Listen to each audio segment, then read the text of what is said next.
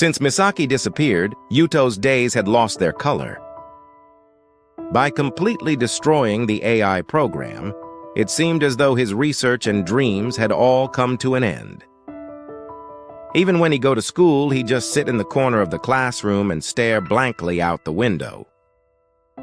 No one visits the research lab after school anymore. Only Misaki's notebook and pen remain on the desk. The evidence that she had indeed been there quietly faded into the passage of time. As night fell, Yuto would go up to the rooftop and look up at the starry sky, remembering Misaki, her voice, her smile, and finally that moment when she disappeared with tears in her eyes. All of that was vividly etched into Yuto's heart. Why couldn't I have made that decision sooner? Over and over again, he muttered words of regret. But no matter how much he grieved, Misaki would never return. The seasons changed and autumn deepened. Yuto no longer immerses himself in programming with the same innocent enthusiasm he once did. But he had never lost his passion for science.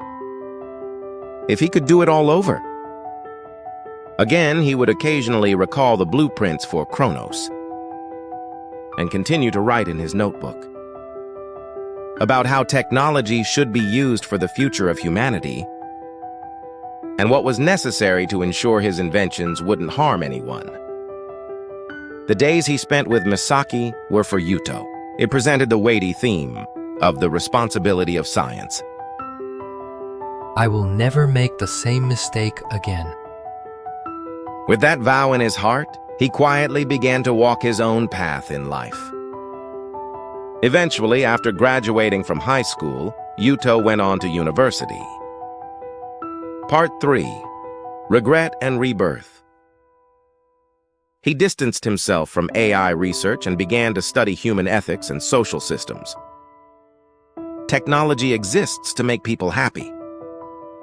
However, if the people who use it are immature, any invention can lead to tragedy. With Misaki's last words etched in his heart, Yuto began to speak to his juniors about the responsibilities of being a scientist. His words were somehow imbued with sadness and tenderness. Time passed. Yuto became a working adult, and eventually he even established his own research institute. Many young researchers gathered around him, and projects themed on coexistence between humans and science were born one after another. But no matter how much time passed, the memories of Misaki never faded from the depths of Yuto's heart. The intense regrets of that summer still remain in his heart. Standing alone on the roof of the research institute at night, he suddenly felt as if he could hear Misaki's voice from that day carried on the wind.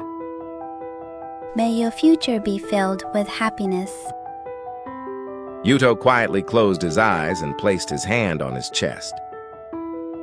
Misaki, I will never let your wish go to waste.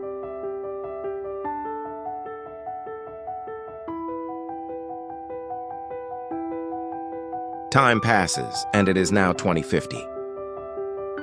Yuto was 42 years old, and as the director of the Research Institute, he led a busy life, but on his days off, he made it a habit to take a walk in a nearby park. One spring day, as cherry blossoms fluttered down, Yuto sat on a bench, vaguely reminiscing about the past. At that moment, he happened to notice a woman sitting on the bench next to him. Long black hair, a dignified profile. A strange feeling as though he had seen her somewhere before. The woman quietly stood up and smiled at Yuto. Hello. That voice instantly awakened memories that had been dormant deep within Yuto's heart. Misaki, The woman smiles gently. Are you perhaps Yuki Yuto? Yuto felt his heart pounding and slowly nodded. Yes. And you? The woman hesitated for a moment before continuing quietly. This is Shigure Misaki. I've wanted to see you for so long. Cherry blossom petals gently flutter and scatter between the two of them. Yuto felt tears streaming down his cheeks. Is it really? Misaki, Misaki nodded slightly and gently took Yuto's hand. Yeah. It really is me.